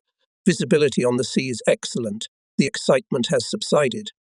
We passed the strait between Cape Lopatka and Kuril Islands in such a foggy murk in which Cape Lopatka was hardly recognizable, but the blows of its fog bell were clearly heard. We came out into the Pacific Ocean, breathing strong ripples. How quiet it is when its mighty waves smoothly lift our ship to the height of a multi-story building and also smoothly lower it into the abyss. I have never seen such powerful swells in other oceans. The jumble of countless high mountains was mesmerizing. Many small bays and coves marked on the map could not be seen from afar until you get closer to them. This is what Kamchatka is like, with volcanoes smoking among the mountains. I am standing on the bridge armed with binoculars, looking at such a powerful and majestic landscape created by nature. In the evening I went down to the cabin and asked to be woken up at the approach to Avacha Bay. I woke up and saw in the porthole a gloomy morning, falling snow. I can't hear the propeller work, so the ship is standing. It is not rocking, and this can be only when anchored in a sheltered harbour. I try to open the door, but it won't budge. I pressed it again, but it didn't work. Fomming came to my rescue. The two of us pressed on the door. It yielded a little, half-opened, and then we saw that the snow on the deck was almost a meter high. Matveyev jumped up from his bunk. Now the three of us were pushing on the door. Finally it opened, and we were able to get out of the cabin. The ship was boarded at the wharf berth, covered with snow. The Red Army men, for whom the transport had brought vegetables, were shoveling a trench in the snow, placing snow cubes along its edges. As it turns out, the ship had hardly aimed its nose at the tiny harbour where all the steamships coming to Petropavlovsk approached, when thick, soft snow fell. All this was happening in December 1937, on the eve of the first elections to the Supreme Soviet. So Matveyev and I went to the city council to find out where we would vote. "You are military men, and we will send you to vote in the unit for which you brought the vegetables," the city council told us. "On the eve of the election, come to the city executive committee, and we will quickly deliver you to this part." Before the elections, we managed to visit the ship repair plant of the fish industry on the new-built transport, where the captain was a Shetinina. Many years later, in the early 70s, we, veterans, were invited to a meeting with the cadets of the Makarov Higher Naval School. Many years later, I met Shetinina again. Our seats in the presidium were unexpectedly next to each other. Now she was a qualified teacher, charming, intelligent interlocutor, a person who had her own printed work. The work in Petropavlovsk continued. I travelled around all sorts of capes and coves, and in the evenings I familiarized myself with the book of Krashenikov, the first explorer of Kamchatka, which Matveyev still managed to unearth in the local museum. Only a few copies of such books have survived in our country. On his word of honor, the museum director allowed Matveyev to take this priceless treasure on board the ship. The local museum was located almost on the outskirts of the city, in a small house. The museum was small, but it was rich in materials. There were cannonballs from the times of the English siege of Petropavlovsk, and a bottle with oil collected on the surface of the earth by Kamchadals, and many other valuable and interesting things. That winter there were several meters of snow in Kamchatka. A local naval hydrographer gave me a photo of Petropavlovsk as a memento, on which telegraph poles were covered with snow up to the top, houses up to the roofs, and the streets turned into paths which could be travelled only on foot or by dogs. Kamchatsky at that time was a big village with one street going almost over the coast and many alleys and nooks, the biggest of which was Siroglaska, where there was a fish canning factory. Only later, in 1945, after the war with Japan, accompanying Anastas Ivanovich Mikoyan, who had visited all the Kuril Islands, I saw the new Petropavlovsk with a commercial port, with piers on iron sheet piles with wide streets, a house of culture, new houses. On the eve of the elections, at the appointed time, Matveyev and I showed up at the city executive committee. We were assigned a small American A3 car with a tarpaulin top. Such cars were in vogue at that time. The car ran quite briskly on the rolled road, but gradually it began to slip more and more often, especially on uphills. Every now and then we had to get out and push it. When it got dark, the car finally got stuck in the snow. That's the situation, neither back nor forward. We don't know the road, we can't leave the driver alone in such a situation. And the night is getting darker and darker. The moon was occasionally peeping through the breaks of low clouds. Luckily for us, in 2 hours we were overtaken by a toboggan upshare of horses with sledges. It turned out that the driver was returning to the same part where we were going. Matveyev, in warmer clothes, stayed with the chauffeur, and I went to get help. If they went a little to the side, they would fall into the snow up to their bellies. At last they were completely exhausted, lay down, and the driver could not lift them up. The submarine stopped, and I had to go on alone. I reached the military unit with great difficulty. Immediately people were raised on alarm, and in an hour a horse-drawn carriage with fresh horses arrived. The worn-out horses walked tiredly behind. 2 hours later, 4 horses towed our car. On the day of voting, the weather was rare, clear blue sky, no breeze, frost so cold that the snow squeaked underfoot. The three of us, the unit commander, Matveyev, and I, are walking along the cleared path from the headquarters dugout to the only, not yet fully completed 2-story house, in which on the first floor is the polling station. It's the personnel of the unit, the families of the commanders, all live in dugouts from the chimneys of which smoke rises with light sultans. We are in the most joyful mood. because we are going to vote for our native power. There is a special solemnity at the polling station. Voters are dressed in festive style, talk softly, and put their ballots into the ballot boxes with pride. And we, too, involuntarily, like at a parade, pulled up. Having voted, we went to the headquarters dugout. Near the dugout stood the car on which we came here. Seeing us, the chauffeur said anxiously, "We must move back now, while the frost is still holding, or we'll get stuck like yesterday. I don't know much about the sea, but I can do it on land." After a quick lunch and a warm farewell to our hosts, we drove to Petropavlovsk. The chauffeur was squeezing everything he could out of the car and kept looking anxiously at the volcano's summit. Only when we entered the city, he breathed a sigh of relief. "No, thank you, we got through." And already addressing us, he explained, "There, you see, a cloud has appeared above the volcano. It means that soon such a whirlwind will begin that you will not be able to stick your nose out." And indeed, no sooner had we arrived at the ship than the wind picked up and a heavy snow fell. It went on all night. Soon the ship unloaded the vegetables, which it had brought to Kamchatka, and took the necessary cargoes, and the commission finished its work. Matveyev handed over Krasheninikov's book to the museum. When everything was finished, we left Petropavlovsk for Velyuchinskaya Bay, where we could replenish fresh water from the waterfall. The day before, Avacha was covered with ice, shining like a mirror. During the night, a storm wave broke the ice, and the wind blew it into the sea. Even in winter, Avacha and Cape Vertikalny, a huge mountain covering the entrance to the bay, are unusually beautiful. In short, there was a lot to see here. We were going south along the coastal pyramidal hills of huge height, which seemed to reach the sky with the peaks of their tops. A course leading to Velyuchinskaya Bay was laid out.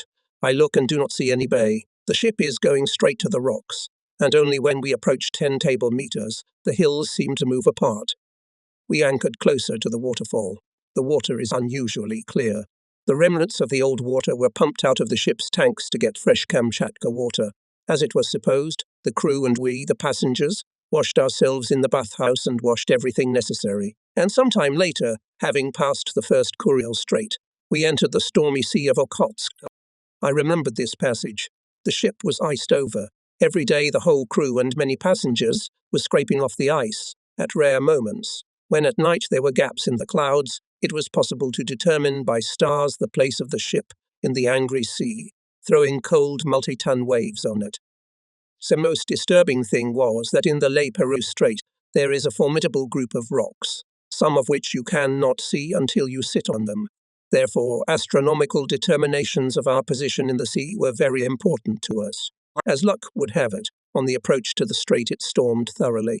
Heavy clouds rushing 20 meters above the water were replaced by streaks of fog. Fortunately, all was well.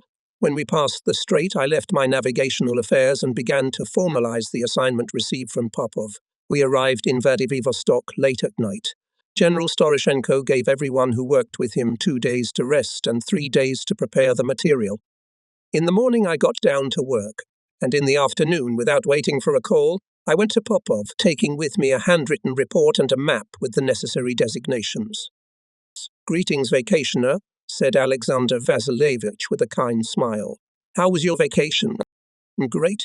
I have climbed the snowy hills for 10 years ahead, seen so many amazing things that I don't know when I will see such things again."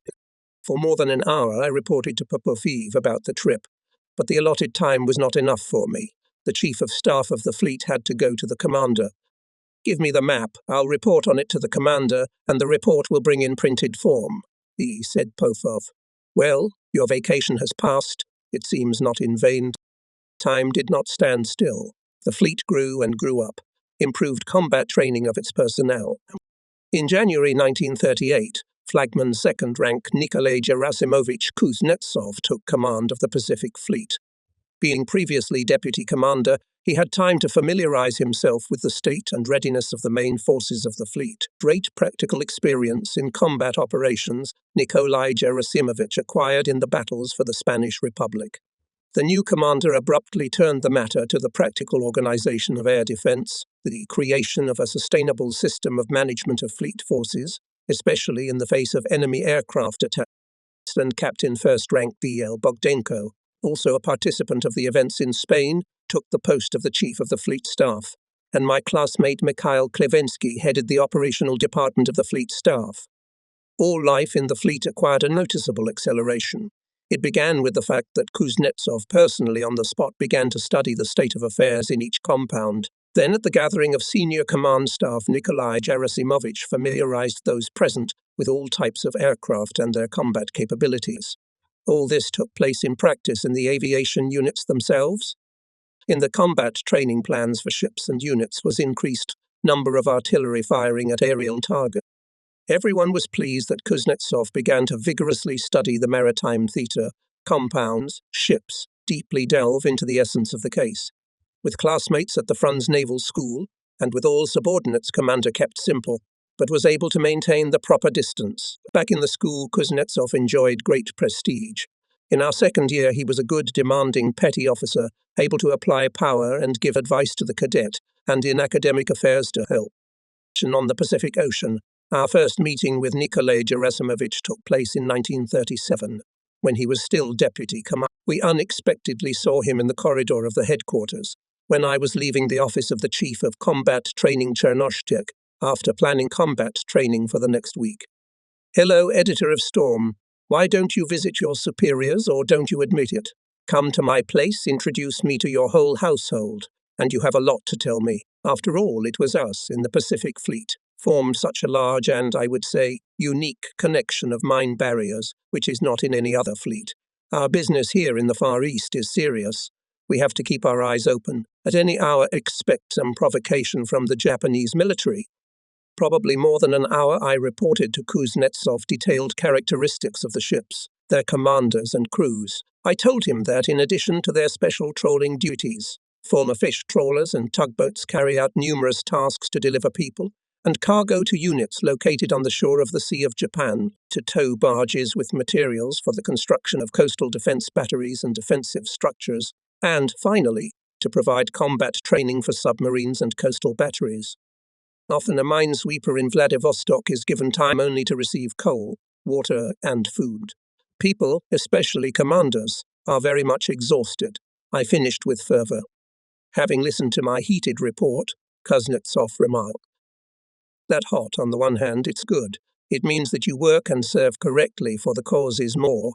But on the other hand, the Chief of Staff of the brigade should be able to restrain their emotions. It is not unreasonable to have a colder mind, be more restrained. So I will familiarize myself with the main forces of the fleet, and I will definitely visit your unit. Well, I wish you success." Nikolai Gerasimovich shook my hand firmly. In early 1938, I took command of the brigade. During the next report to the commander, I received permission to base the brigade's ships from spring in one of the bays of the southern coast of Russky Island, located closer to the areas of combat training. After another training in joint mine laying in the widest southern part of the Ussuriski Bay, the barriers anchored in Slaviansky Bay. Not even an hour and a half passed, as in the open porthole I heard the command of the duty officer on the headquarters. "Battle alert. Raise signals air Nord. Report to the Commander-in-Chief, a red-coloured plane has been detected."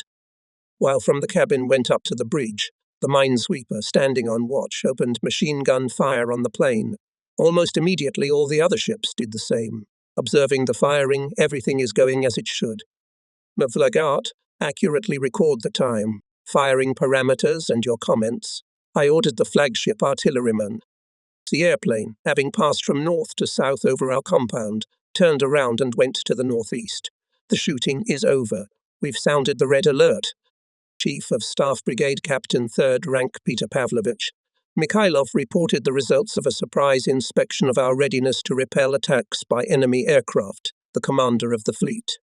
A signal was raised announcing gratitude to the patrol minesweeper and flagship barrier Argon for excellent firing. In order to increase the vigilance and readiness of air defense, the fleet commander introduced an innovation previously not practiced anywhere. Every ship anti-aircraft battery, having detected an aircraft painted in red, were obliged to open fire but shoot so that the shells burst below the target and did not hit the aircraft itself. At anchorages on raids between ships, there was a gambling competition. Who will detect the red airplane earlier, who will open fire faster? The airplane crew recorded the time and place of firing. We submitted to the fleet headquarters reporting documents, which indicated the time of appearance of the aircraft, the distance to the detected target, the parameters of its flight, and the time of opening fire by the ship or battery. Gawkers from the commander got more than enough, but vigilance and true combat readiness increased. In the Pacific Fleet was developed a clear system of operational readiness, regulating the actions of ships, units and formations of the fleet as the threat of attack of a probable enemy, and provided timely readiness of fleet forces to repel it. Japan continued to concentrate troops along our borders, including in the Korean direction. Here and there were armed border incidents. A constant concern of the Military Council of the Fleet were issues of combat readiness. Political workers were doing a great job of explaining the military and political situation to the fleet personnel, mobilizing them to increase their combat training, combat readiness and vigilance. The sudden invasion of Japanese troops on July 31, 1938 on our territory in the area of Lake Khasan did not take the Pacific Fleet by surprise.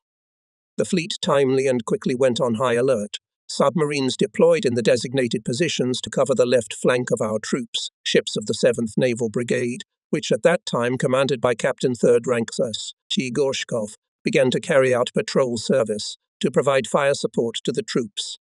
Surface ships of our connection provided the supply of troops with ammunition, transferred military equipment and evacuated the wounded to Vladivostok. Employees of the main military hospital, as well as the entire medical service, headed by a very clever organizer and excellent medic Babkin, perfectly coped with the tasks assigned to them. Mine barriers throughout the time stood on the roadstead of Novik Bay, in readiness for immediate departure for laying mines. On the second or third day since the beginning of the Khasan events, I was urgently summoned to the operations department of the fleet headquarters. Klevinsky told me that as a result of high water, many parts of the formed islands were cut off from the land without any means of communication. The Army Command asked the Navy to help. The ship's boats sent from the Navy, although they had a small draft, but in many places they could not reach the land units because of the shallow depths. What are we going to do? Comrade Captain 3rd Rank, the commander of the mine force. Klevinsky turned to me. No channels should be dug, that's what to do. This idea also occurred to you in the headquarters, but with what and how soon they can be dug. As you know, there is no suitable equipment in the fleet, and help is needed immediately, because people must be fed, supplied with ammunition, and take out the wounded. Maybe we should try a high-powered explosion to take out the ground. We could use defective mines and explosive cartridges, spread them out at the right intervals and detonate them with electric fuses. You can't think of anything else. I propose to entrust this task to the flagship Mineral Brigade Romanovsky, allocating at his disposal the ship's subversive parties. Wait,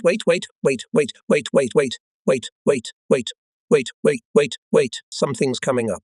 About the mines, it's unrealistic. We don't need 100-kilogram charges, it's hard to deal with such balls. Let me see how much explosive ammunition we have. In addition, the Army's sapper units have Tulovsky explosive checkers, probably in greater quantities than we in the Navy. Khavensky received the necessary data, and we together with him reported our considerations to the Chief of Staff of the Fleet, Captain 1st Rank Bogdenko. He approved them, and the Fleet Commander, to whom we reported together with the Chief of Staff of the Fleet, approved. Subversive parties headed by the flagship miner Romanovsky, and the necessary explosives were urgently delivered to Post-voyage. Bombers did their job, they coped with the task. The Khasan events were a combat test of the forces of the Army and Navy. The Japanese were defeated. The course of events served as a reason for many reflections and conclusions, allowed us to see our errors, the elimination of which we had to deal with. With the arrival of new minesweepers in our brigade, we had an opportunity to seriously start practicing trawling, especially in low visibility conditions. If for precise trawling buoys, milestones marking the boundaries of the trawling tack, had battery lights. Then for trawling in fog there were no devices, as well as there were no devices allowing the trawlers to determine each trawling tack in the sea with the necessary accuracy. Ordinary trawling of ships in the conditions of day or night, although it was not easy, but possible, because we could see the whole width of the trawled strip. But what to do if from April to the end of August there are impenetrable fogs? How to ensure the safety of the ship's course behind the trawls? That is what we fought over, especially in 1937, 1939 in persistent, hard work at sea, looking for ways and means to fulfill this extremely difficult task. The more we worked at sea, the faster we acquired the skills of trawling in tightly spaced formation. When the trawler coming from behind went almost right up to the trawling buoys of the one ahead of us. Still, minesweepers were the Achilles heel of our unit, and of the whole fleet too. So we are too few, a dozen and a half, to cope with all possible tasks in wartime conditions. In general, our brigade grew. It now consisted of 7 barriers, quite prepared for action in any conditions. In early 1939, Fleet Commander N.G. Kuznetsov was summoned to Moscow. We felt that it was not for nothing. On one of April days, the chief of political department of the brigade, Stepanov, came to my cabin and informed me that Nikolai Gerasimovich Kuznetsov was appointed Commissar of the Navy. Instead of him, back in March in command of the fleet, joined the fleet flagship of the fleet, 2 rank up, Yumashev. Soon after that, it became known that the fleet will arrive a member of the Politburo, secretary of the Central Committee of the All-Union Communist Party of the Soviet Union, A. Zhdanov, together with Kuznetsov and Yumashev. We, the commanders of formations, were notified that there would be a meeting of the fleet activists. Stepanov insistently advised me to speak at this meeting, to tell about what we are concerned. I didn't being carried away. I reported in detail my calculations for all areas of the Pacific Theater, where we will have to conduct submarines, surface ships and transports behind trolls, to conduct control trawling, finishing my speech. I reported that to ensure combat activity of the fleet will need modern minesweepers of the BTS type several times more than it has now. When I returned to my seat, Stepanov whispered to me, "Wow, performance, more than 30 minutes talking. How can you do that? I must have spoiled the whole thing." But whatever it was, I said what was in my heart. After introducing I.S.U. Mashev to the entire active group, A.A. Zhdanov made a short speech to us. He emphasized the military and political situation, requiring even greater vigilance, constant combat readiness of the Far Eastern Army and the Pacific Fleet.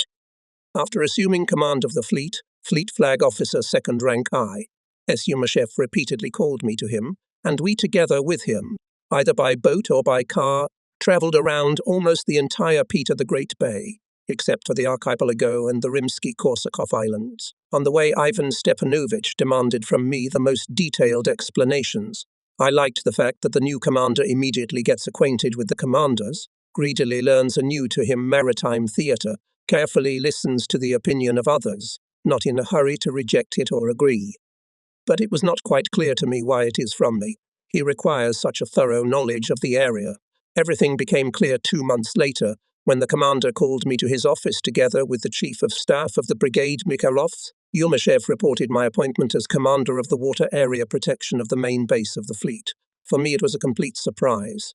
Seeing my bewilderment, Yumashev, with cheerful sparkles in his eyes, remarked, "What? Did not expect.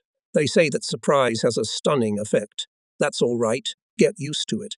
We are strengthening our IAD. It includes, in addition to minesweepers and small hunters, coastal batteries of small to medium caliber. The IAD commander is promptly subordinated to a squadron of reconnaissance planes, small submarines deployed on the nearest approaches to the bay. The commander of the IAD organizes the interaction of coastal defense forces, torpedo boats, aviation in the breakthrough of the enemy through the mine barriers. To command such forces is a great honor and responsibility too. Mine barriers are united in the barrage brigade, subordinate to the fleet commander. Its commander is appointed Captain 3rd Rank Mikhailov, your chief of staff, now former. He knows everything, so I'll give you 2 days to hand over and receive. On Wednesday, after you accept the Overov cases, come to me, Comrade Andreev. We'll talk in detail." On Tuesday, after the flag hoisting, the crew of the Argun barrage was assembled in a large assembly. I introduced Mikhailov as the new brigade commander and said goodbye to the crew. On the staff ship, or rather, the stationary block ship Mongai, having assumed the post of commander of the OV, I raised the flag of the senior flagship with 2 stars. A day or 2 later, the battalion commissar Ivan Shvedov arrived from the submarine brigade to take the post of chief of the political department of the OVA. A man open, direct and frank, he quickly came to everyone's liking, and we with him matched even characters and became close families. Yet a few days later, just before the lowering of the flag, the messenger brought me a semaphore received from the main post of the communication service. I read, "Please come urgently to the headquarters." This did not surprise me at all. Captain Second Rank M.S. Klevensky, working as head of the operational department, could call even in the middle of the night. I knew Klevensky well since my cadet years. Very agile, with a mop of black curly hair with dark eyes, Mikhail looked something like a gypsy. Rapid, quick in his decisions and actions, he was known among us as an original. But whatever it was, I liked Mikhail. I liked his boiling energy, his organizational skills, the fact that his head was always full of ideas, plans, proposals. He worked tirelessly and did a lot of useful things for the fleet. It was difficult but interesting to serve with Klevensky. And today, coming from the raid on the boat, I was sure that Mikhail had another idea, and so it turned out to be. No sooner had I entered his office than he offered me to familiarize myself with one of the options for setting mines in a rather inconvenient area. You, Volodya, think about the best way to do it, and in the meantime I will deal with the mail I received. We discussed everything in detail and came to a consensus. It seemed that we could leave, but I felt that Mikhail still had something in him. Not in vain were his eyes twinkling with sly sparks, and I was not mistaken. An interesting directive came from Moscow. Here, read it. BA handed me Klevensky document. I read and cannot believe my eyes. The directive says in black and white that all commanders of formations, divisions and ships of the first and second rank, wishing to receive academic education, are allowed to send their reports directly to the People's Commissar or the head of the Naval Academy. In 1933 I submitted my reports, but every time the Mandate Commission refused me due to lack of replacement, and here is such a temptation. What's on your mind, Volodya? Asks Klevensky. You'll think about it. New well-armed ships are coming to the fleet. I'm sure there will be bigger ones. Here to command them, without academic education, cannot do without me. You graduated from the academy, didn't you? I did. How do you decide?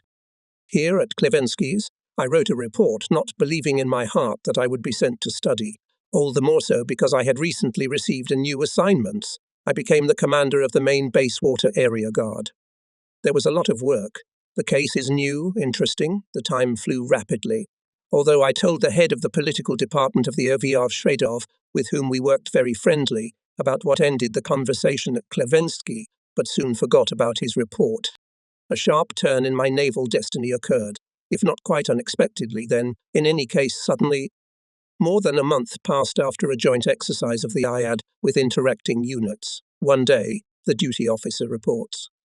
You are called by the commander. Fleet Commander Ivan Stepanovich Yumashev was a remarkable man. His mind was sharp.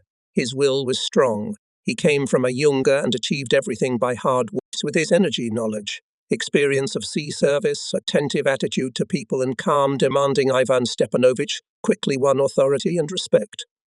Why did the Kamchatka need me? What business he had with me? The unknown is always alarming. The new minesweepers seemed to be all right. Small hunters with their hydrododokiki. That was the name of hydroacoustic devices which had to be lowered on board on poles, though they mess with this very primitive technique. But they still search for submarines and often not without success. There were no emergencies.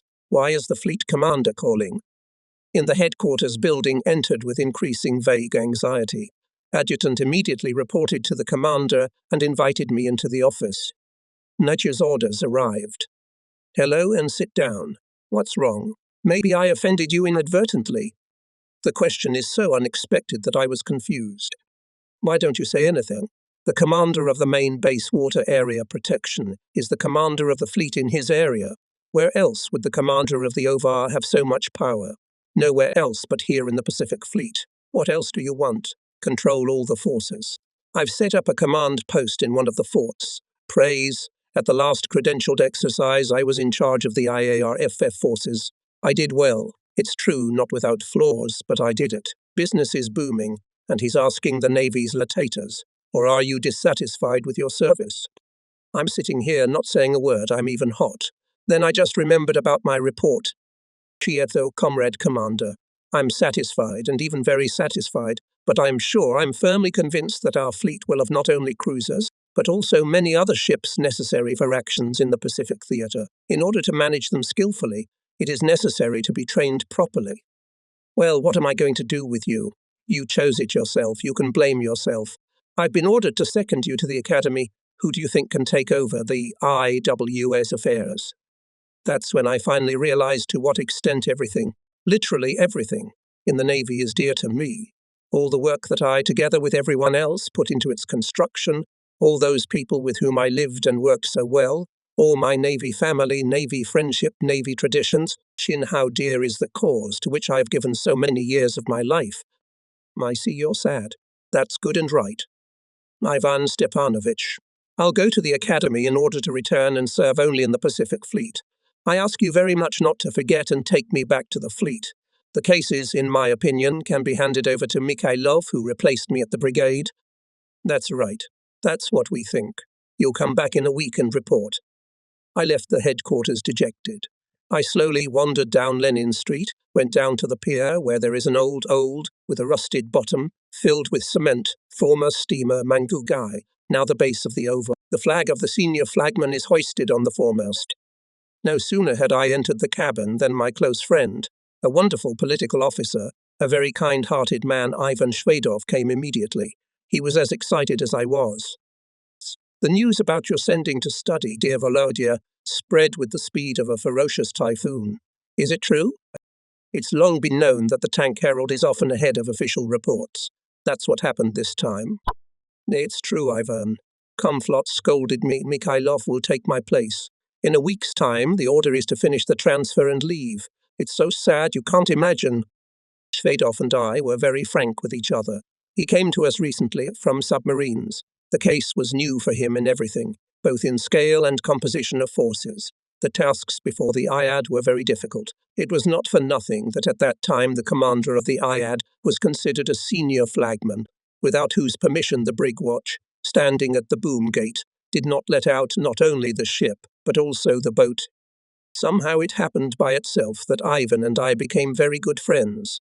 We often went to each other's cabins to share our thoughts, to consult, or even just to chat, to vent our spirits in a difficult moment. Now we were sitting in the cabin, both of us depressed. On the one hand, Volodya, it's good that you're going to the academy. On the other hand, I don't want to part with you. And our affairs are troublesome, but we're happy with our wicks. They're going so well. Do you think, Ivan, it's easy for me not to feel sorry? I can't even find the words to tell you how hard it is to part. Believe one thing, after the academy I'll definitely come back. Everything is dear to me here. This is where we'll live out our lives. Just before we left, our friends gathered at our house. For some reason, only the Shvedovs are absent. We sat down in front of the road as we should, had a quiet word and went to the station, and the Shvedovs were gone. A heavy, heartbreaking farewell. The train is moving. A group of escorting Red Fleet men chanting, Nakermandiru, happy voyage, Naya. And suddenly Ivan runs onto the platform with a pie on a tray. He tries to catch up with the departing train, and of course, he can't. Not only my wife had tears in her eyes, she and I are standing in the compartment hugging each other, looking sadly at the Amer. We passed Hidanka, Okayanskaya, Uglavaya, the seer has disappeared. Goodbye, no. Goodbye, Pacific Fleet. Service in the Pacific Fleet, sailing in the harsh conditions of the Far Eastern Seas, hardened the fleet youth. Many of those who passed a harsh but wonderful school on the Pacific Ocean became prominent people in the fleet, earned universal recognition during the Great Patriotic War. It is simply impossible to list all of them. I will name only some of them. These are Nikolai Ephremovich Basisty, Peter Pavlovich Mikhailov, Tikhon Andreyevich Novikov, Boris Vasilyevich Karatayev, Vladimir Demjanovich Shandabailov, Arseny Grigoryevich Golovko, Sergei Georgievich Gorshkov. The names of these people speak for themselves. Everyone who served in the Pacific Fleet, with gratitude and love, remember this service. Comrades with whom we had a chance to sail in the Far Eastern Seas. Commanders who helped us to harden our will and character, to acquire the necessary commanding experience. That is why the Pacific Fleet is so dear to us, where the best time of our naval life was spent, and our gratitude to him is immense. After graduating from the Naval Academy, I did not manage to return to the Pacific Fleet.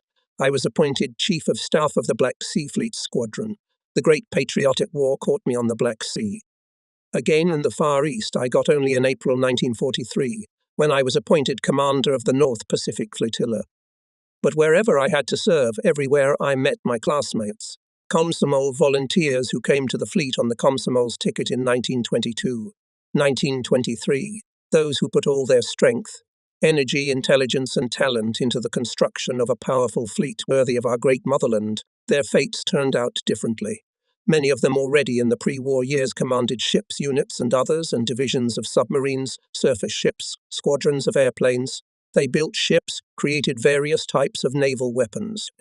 All my classmates went through the crucible of the Great Patriotic War, and for valor and courage were awarded high government awards. Together with me on the Black Sea served Rear Admirals Mikhail Georgievich Soloviev and Pavel Ivanovich Boltunov. They commanded submarine formations. The commander of the submarine brigade, Captain First Rank Andrei Vasilievich Kristovsky, died in a combat campaign in 1944. Georgy Gavrilovich Gromov headed the entire Black Sea Fleet communications, and after the war, with the rank of Rear Admiral, headed the Higher Naval School of Communications. Since 1946, a large Black Sea unit was also commanded by my classmate Mikhail Fedorovich Romanov. In the fleet he rose from a ship commander to the commander of the unit, and was promoted to the rank of Vice Admiral. After the war we met Mikhail Fyodorovich Romanov already in the Baltic, when I commanded the fleet there. Romanov, a competent, strong-willed commander, skillfully improved the combat training of the personnel of the compound, and did a lot to ensure the basing of ships in the Baltic Sea. Alexei Ivanovich Katkov was the flagship artilleryman of the Black Sea Fleet Squadron. Together with him, I had to prepare and conduct all landing and raiding operations in which our ships participated. A highly educated specialist, Rear Admiral Katkov, became the flagship artilleryman of the fleet. The fates of my other fellow students are also interesting. Alexei Vasilievich Volkov commanded ships, was promoted to the rank of Rear Admiral. Julian Antonovich Romanovsky distinguished himself in naval battles in the Baltic, later became a Rear Admiral. Boris Vasilievich Karatatsev, with whom we served together at the 1st Naval Brigade of the Far East Naval Forces, later commanded a naval base.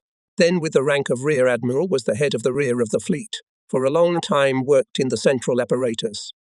As our teacher Jedrimovich predicted, Alexander Havonin and Alexander Sukhanov devoted themselves to navigational service and did a lot for its improvement. Mikhail Dmitrievich Kulikov was flag navigator of the fleet, head of the main hydrographic department, was promoted to the rank of Rear Admiral and worked at the Naval Academy for many years. Rear Admiral Yuri Viktorovich Ladinsky became not only a good navigator, but also an excellent commander of the compound, excelled in marine sciences, received the title of Candidate of Naval Sciences. Georgy Fedorovich Bolotov became a Rear Admiral engineer.